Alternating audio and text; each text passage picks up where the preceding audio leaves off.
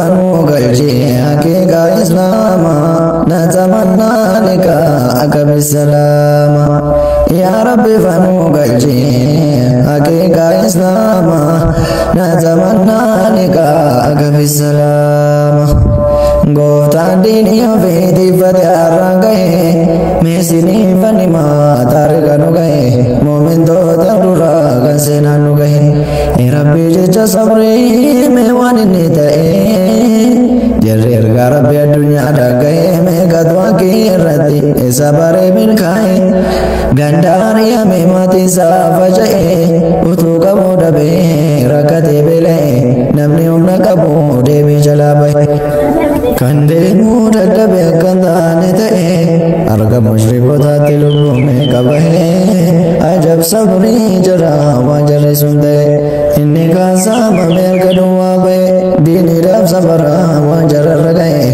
aqibaa sabrii beeku waan inni ta'e diiniitu tamsa'e wal gahe alamaa natamannaa liqaa'aka bisalaama tokkoon sinii masaba nabii keessa zulbi jaalain irraan isinii odeessa abdanusaa jedhama jalqaba maqaansa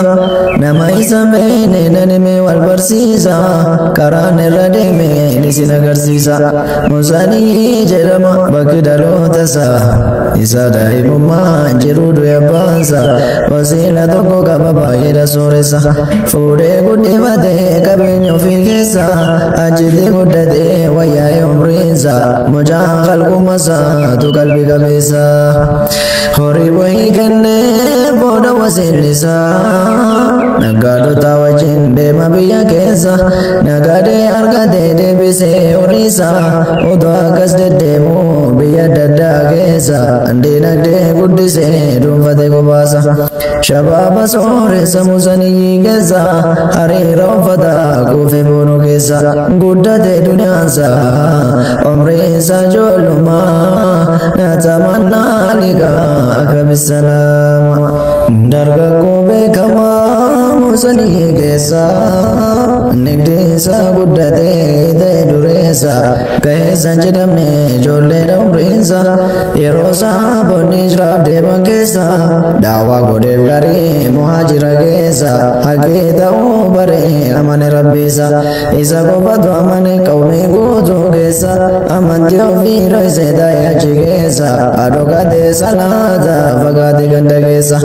amma yooma dhoysa jedhee ga'een himaa natamannaa liqaa'aka bisalaama himee dirree baasee amanuu rabbiisa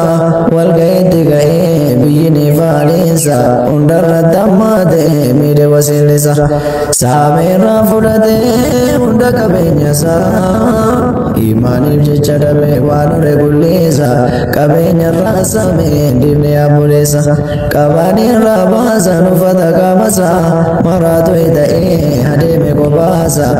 bahee ganda keessa madiinatti adeema natamannaa liqaa'aka bisalaama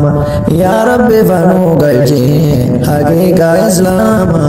natamannaa liqaa'aka bisalaama yaa rabbi fanuu galchee haqiiqaa islaama natamannaa liqaa'aka bisalaama